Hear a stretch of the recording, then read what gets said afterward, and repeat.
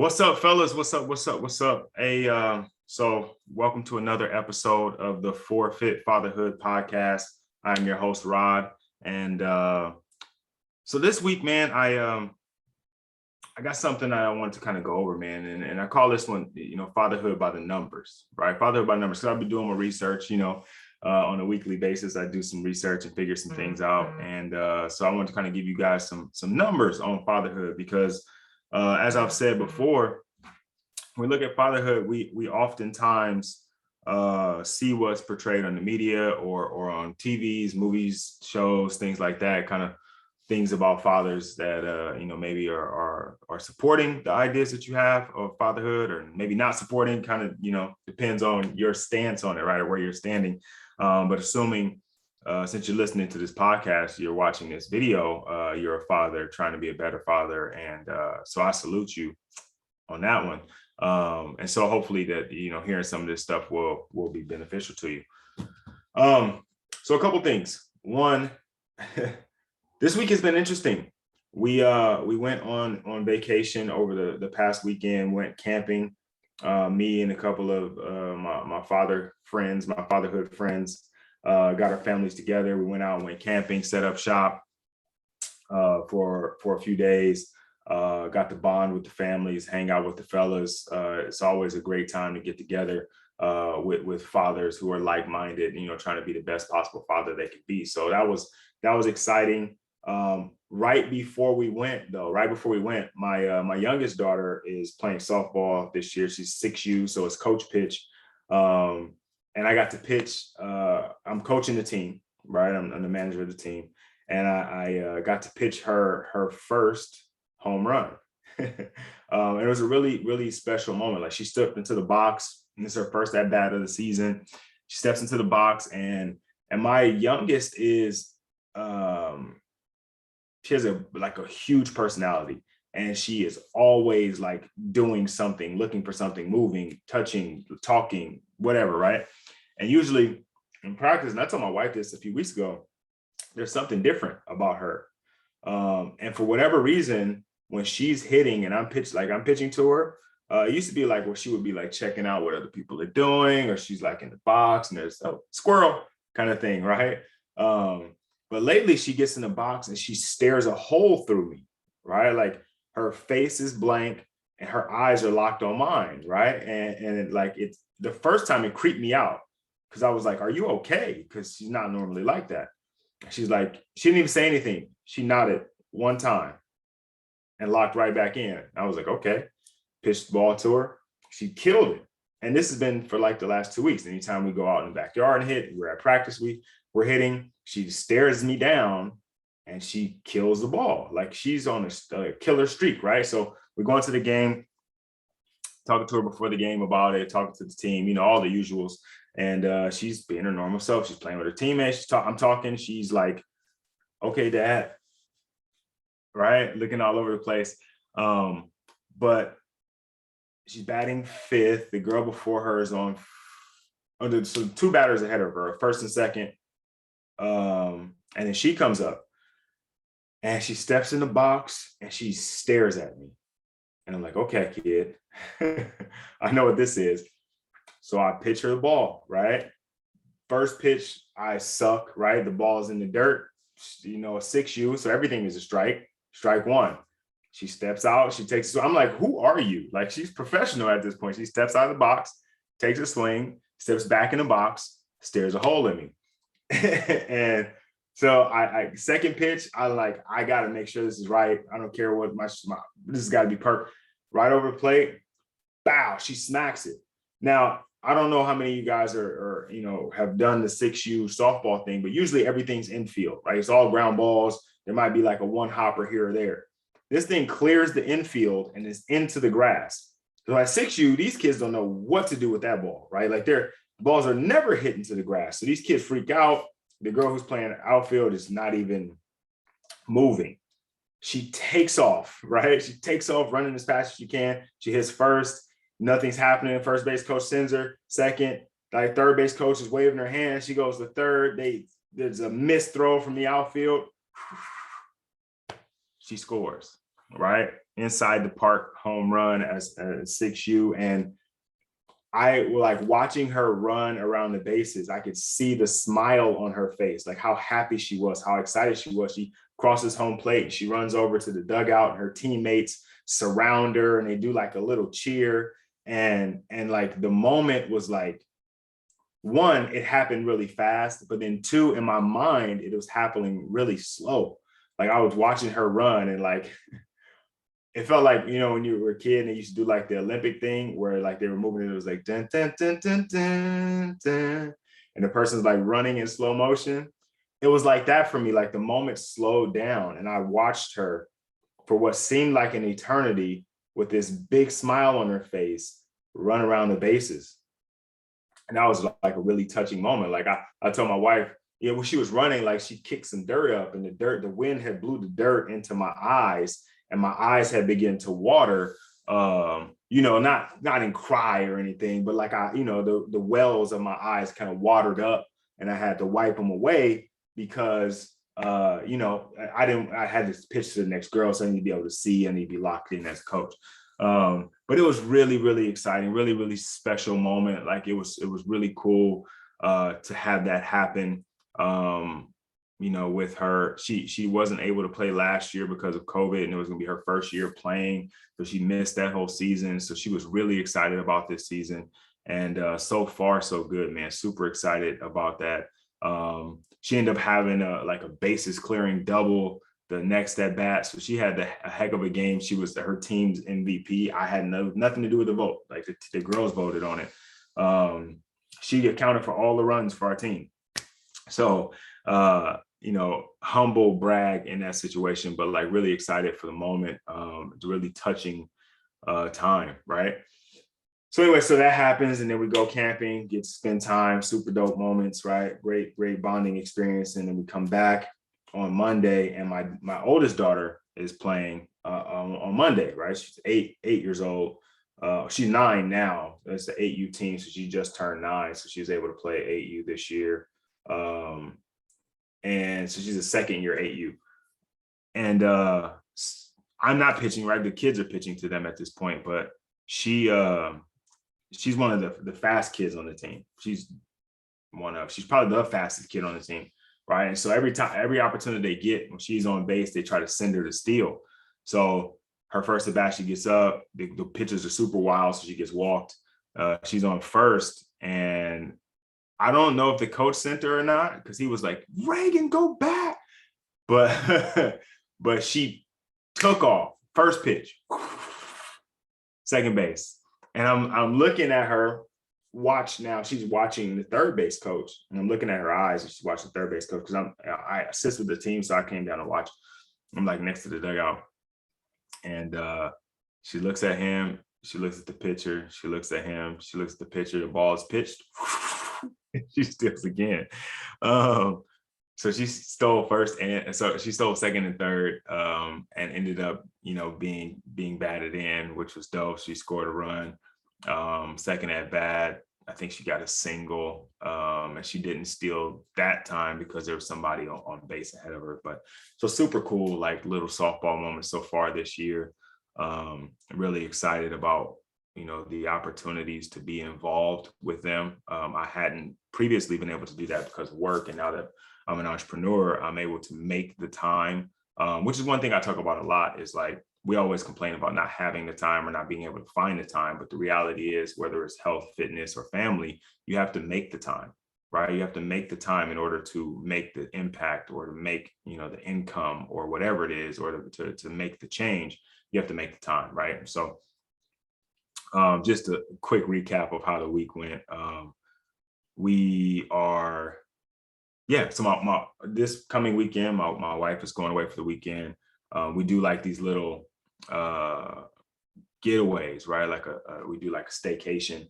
Man, she'll go and stay, and I'll go and we'll stay, and just so we have like our little independence from the family, like because we're so invested in everything our family does. Like every once in a while, we are human, right? So we need to take some time to just unplug from everything, even being a mom or a dad, and unplug for a day or two, to have some time to recover to recharge and come back and be able to devote that kind of attention and time, because we go hard for our family, we go hard for our kids. And so you definitely need to be able to recharge, and it's hard to do that. It's hard to recharge when you're going hard, right? And so we take that little bit of time. So it's me and the girls all weekend together. We got games again this weekend, full Saturday of softball activity. So excited to see what happens there.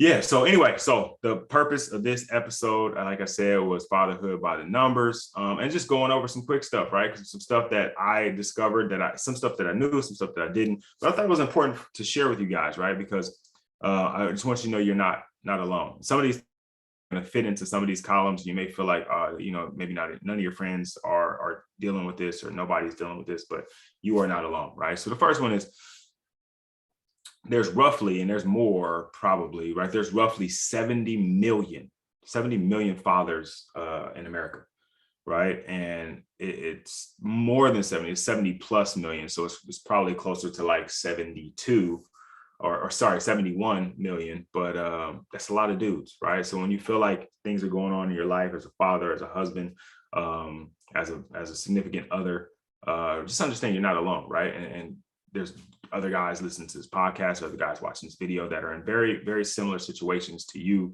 I know in my fatherhood groups, these guys are very similar, right? They all have differences, right? Because everybody's an individual and you have differences, but there's certain things that we can all connect on, fatherhood being one of them, but then also other things that are going on in your life, right? Of those 70 million fathers in America, the average age for a father is like 27 and a half.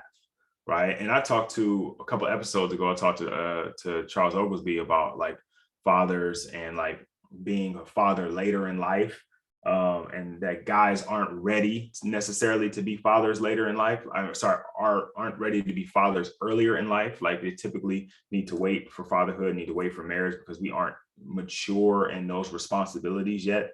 A lot of us are spending our youth dreaming. I'm going to the league. I'm going to, do this, or I want to, sow my royal oats type of thing. Right. And then as we mature, we realize that relationships are important. We understand that we want to have leave a legacy or have a lineage coming behind us. And so we start thinking about fatherhood, marriage, relationships, things like that. So typically the average woman is 3 years younger, right? So a woman becomes a mother typically around 24, where the average father is like 27, right? And again, I think that goes to speak to the fact that we typically aren't ready to be fathers until later in our life, because we understand the gravity of the situation, or we may not understand the gravity of the situation, but we know things will be different. So we put it off for longer, or we have this like, we want to be a provider kind of idea. So we want to make sure that we're set in a certain financial setting, like we have a certain amount of money to be able to take care of ourselves, our family. And so we push that off until we get there, or maybe we don't settle down. We're still out there, like I said, sowing the oats. We don't settle down with anyone to have a child until we're a little bit older, right? Speaking on that, like providing breadwinning kind of idea, that's really different now, right? Like I mean, like I'm sure you guys know, in 1970, like 50% of the households, the father was the sole breadwinner. Like half the time, like he was completely the breadwinner. Like the wife didn't work at all. And then the other half of the time is split up between like both of them having a job, or, very small percentage where it was the mother taking care of the family and the father was at home. So that's really different, because now it's like 25%, right? 25% of the households now have a sole breadwinner being the father, right? Most households are like a dual income situation. So 66% of the households are dual, dual incomes, where dad works, mom works, right? We're both working jobs. And so in those situations, like, I think there is a little bit less pressure to feel like you have to go out and bring home the bacon, so to speak. And you can kind of acquire things a little bit easier because you have the support of another person. But I think the pressure for guys is still there to be, I think we're not enough generations removed from that time. Like 1970 is really not that long ago. So there's still some of that pressure of feeling like you need to be able to provide and support. I think society definitely is pushing that idea still. And I think it's okay. It's okay to feel like you need to be able to provide and support. Not to the point where you're stressed out about it, but I definitely think, that's a part of being a father. Is having that urge to provide and protect and those things, right? And I'm sure you guys could agree. Speaking speaking of bringing home the bacon, right? 50% of households, the father is the primary grocery shopper. I didn't know that, right? I thought that was just my house. Like, I'm primary grocery shopper. Like, I'll go out and I can, because I'm quicker, I think is what happened with us is like, if I go to the grocery store, I got a list, I'm checking that list off, I'm coming home, right? My wife goes to the grocery store, she's like, down aisle 1, down aisle 2, down aisle 3, down aisle 4, back to aisle 1. Like, you know what I mean? Like, she's exploring the entire grocery store. So it takes her like 2 hours, 3 hours to just get the same amount of groceries it take me 45 minutes to get. So that's how it started. And then it's like, look, I'm just going to take care of it. Like, I can just go knock it out on the way home, or, I go do it in the morning before I do this or do that. And I think it just makes it easier. And going back to kind of like the provider, like, she buys expensive stuff. Like, we don't need the organic grass-fed this or that. Like, I mean, I get it from a health perspective. But like, we can probably save a couple of dollars here or there on this or that, right? And that's just my own being cheap. And I think a lot of fathers, like, you think about Everybody Hates Chris, and Julius was super cheap. I'm not Julius cheap, but I definitely do like to save $1 here or there. And so I don't mind doing the grocery shopping in order. Like, she wants to go to Sprouts and Whole Foods. I'm like, let's go to Winco and, whatever is the nearest grocery store, Bonds or something like that, right? Even Bonds is a little expensive. So yeah, 50% of the households, the father is the primary grocery shopper. And I didn't think that was a thing, but I guess it is, right? Because when I go to the grocery store, it's usually all women, not all women, but it's mostly women there, like, shopping. So I thought I was like just an anomaly, but I guess not, right? Here's one that I think is really cool, and it makes, it fits the podcast kind of, and what our goals are, and trying to be better fathers. Is 75%. They did a survey, and 75% of fathers think that they are involved now in their family and their kids' lives than their father was. And I think that just speaks to progress over generations, right? I think some of that is not being the primary, not only being the breadwinner, right? Like, because when you are the only one making the money in the house, you definitely have a huge responsibility to be away from the home and to be involved in your work, because you have to take care of everybody. And now that 60% are like dual income, that leaves some room for you to be able to be more involved now, as opposed to maybe your father's generation.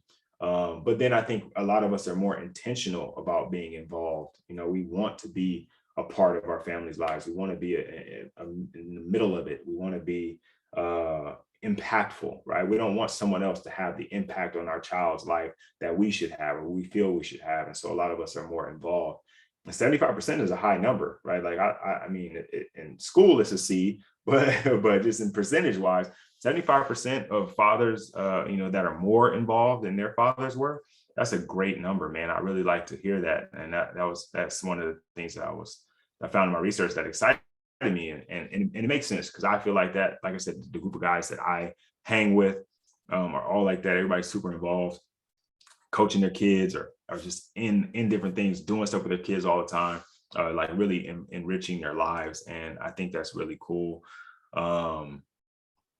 Something that else that might contribute to that, and this is something that maybe wasn't as prevalent in 1970 or 1980 when your father was fathering, is almost 2 million fathers are stay-at-home dads, and that could be work from home or just stay from home while your wife is working, which is a huge jump from previously, right? Like in 1989, it was a low number, right? 2012, it was a higher number, and some will say that's in relation to like unemployment being high, Right now, unemployment levels are over the last year with COVID and all that. Unemployment levels were higher, so there was a higher percentage of fathers at home. But I think that some of it is going to continue because there's so many online ways to work now, so many ways to work virtually from home, businesses and entrepreneurs that you can do virtually from home. So that allows fathers to be home and be involved, which is really cool. Yeah. One more, and this is one is I don't know. It's cool, not cool, whatever. It doesn't really matter. I'm just going to give it to you guys. 8% of households in America are single father households, right? Like it's not a huge number. Hasn't really changed much. It's been pretty consistent. Typically, fathers aren't fathering on their own. They're usually in a relationship. There's definitely more single mother single mother households. Typically, a single father household, the father is a higher earner than in comparison to a single mother household. So they're typically nowhere near the poverty line, typically doing better in those situations. But in either regard, man, like I think the family structure is so important to a child's upbringing. Single mother, single father, for whatever reason, it's a tough gig, right? Like I got the girls myself this weekend, and it's gonna be smooth because we got stuff to do. But like it's exhausting, right? Especially like I said, we go hard for our family. We're all in, and we're trying to be impactful and in the moment, and present and mindful, and like enriching and giving them all the things that we wish we had. Like it can be a very exhausting job when you like for me, it's exhausting even with my wife, right? So when she's not around and I'm full-time all in dad, it's exhausting, man. It's tough, right? Like, and so I salute anybody that's doing this thing on their own, single mother, single father, either way, man. If you're doing it on your own, man, it's a tall task, and I salute you for doing it, man. It's super cool that you are able to do it. I hope that, unless it's by choice, that you're able to find someone to help you do it, right? You have a village around you, even if it's not a significant other, to help you support and build and grow the next generation of little people that are going to share your name. So that's just some of the numbers, man. I just want to run through those because I had been challenged by someone to dive deeper into fatherhood information, and not just from my experience, but just some numbers. Like what do the numbers look like, right? And I think what I gathered from it is there are, like I said, there are other dudes just like you, other dudes just like me, right? That's why this podcast, that's why people are listening, as people tune in, because there's other people just like you, right? That want to be a better father, that are maybe in a similar situation, that are a single father, or maybe are a stay-at-home dad, or maybe aren't the primary breadwinner, or maybe they are the primary breadwinner and they deal with the struggle of trying to figure out, this thing is itching my neck, trying to figure out how to manage being impactful and present and being more involved in their father, but also at the same time having to provide all of the funds for the family. I can see that being a struggle. I understand how tough that is, right? I've been in a similar situation. Luckily, no longer, wasn't for very long, and I'm no longer in that situation, but I understand how difficult it can be, right? When we were really young, I was working, my wife was still in school, and there is a load, right? It's definitely difficult. And I can't imagine having that and having a home and having kids and having cars and all these things that are falling on your plate and your plate only.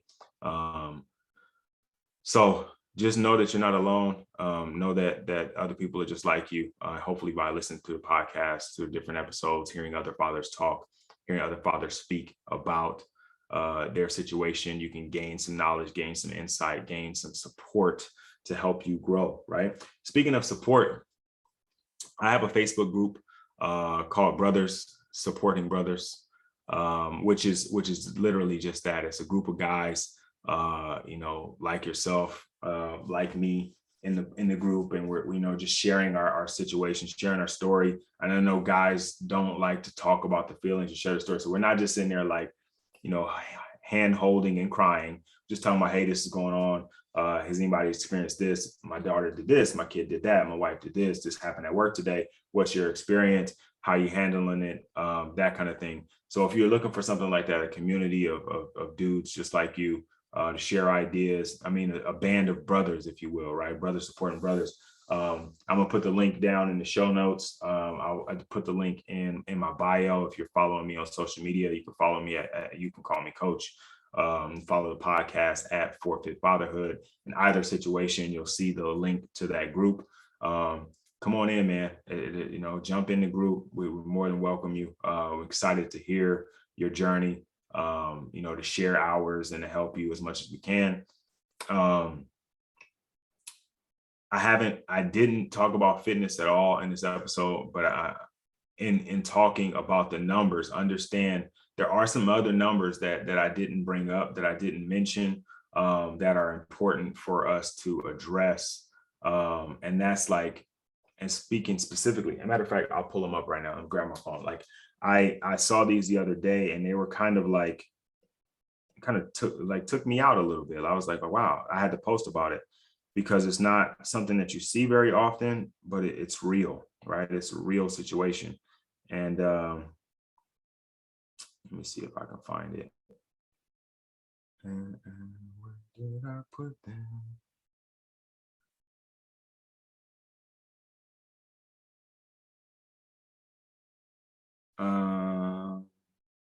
See, now it's gonna be hard for me to find them. That's whack. That's super whack. Okay, all right. So speaking specifically to Black men, right? And most of the listeners, just by the stats that I looked at, are Black men, but men in general, right? Specifically to Black men, 44% of Black men are overweight. Okay, this is again fatherhood by the numbers, right? Fatherhood by the numbers. 44% of Black men, not necessarily fathers, but 44% of Black men are overweight. 24% of Black men are considered obese, right? So that's the next step above overweight, right?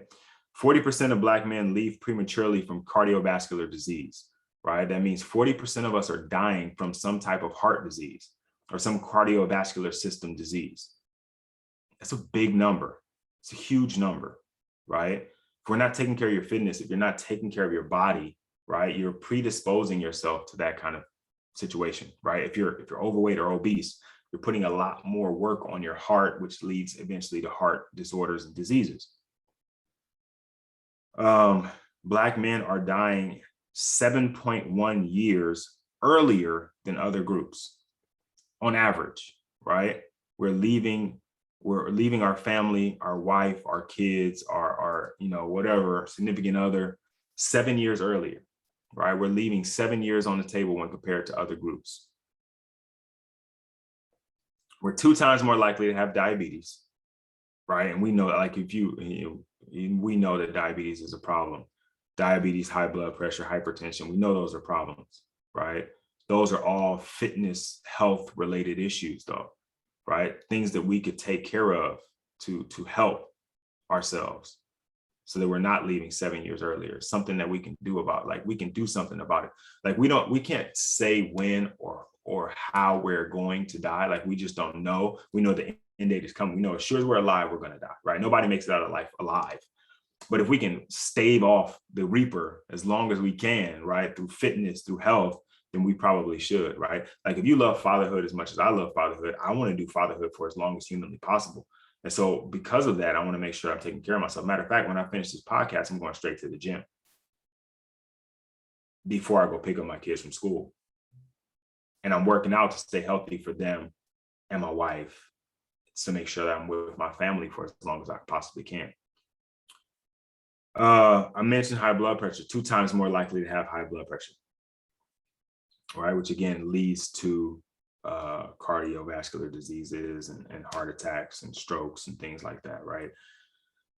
So this is something, I mean, again, these are just the numbers. I didn't make these up, right? These are things that are happening. And if we aren't focused on your fitness, and I hadn't mentioned anything about fitness ahead of time, if you aren't focused on your fitness, all of those other cool numbers won't matter, right? It won't matter if you're 75% more involved in your children's life if you're not involved anymore at all.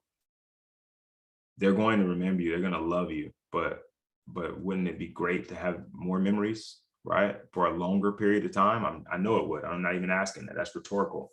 right? So let's make sure we're taking care of ourselves, guys. Let's make sure that we're attacking each day to be impactful, to be present, right? To make sure we're doing what we can to stay healthy, eating healthy. Maybe when you go grocery shopping this week, like I do, maybe you do grab some organics from Sprouts to try to stay a little healthier. Little things like that. I've mentioned this before, and it still is free. The 7 steps to being healthy and fit, right? It's an ebook that I wrote that is just kind of outlining things that you could do that have nothing to do with going to the gym, and really don't really have much to do with what you eat, right? It's just things that you can do that will help you stay healthy and fit. Some ideas, some tips, some solutions that maybe you haven't considered. If you're a person or a guy who is too busy or can't make the time or is not motivated, these 7 things, any one of them will be really helpful. If you could put all 7 of them together, it'd be phenomenal, right? And sometimes, like I say 7, and it seems like a lot, but honestly, they kind of package together. So it really ends up being like 4, right? Because the things kind of roll together. Once you do one, you don't really need to necessarily do it again because you've already kind of mapped it out, right?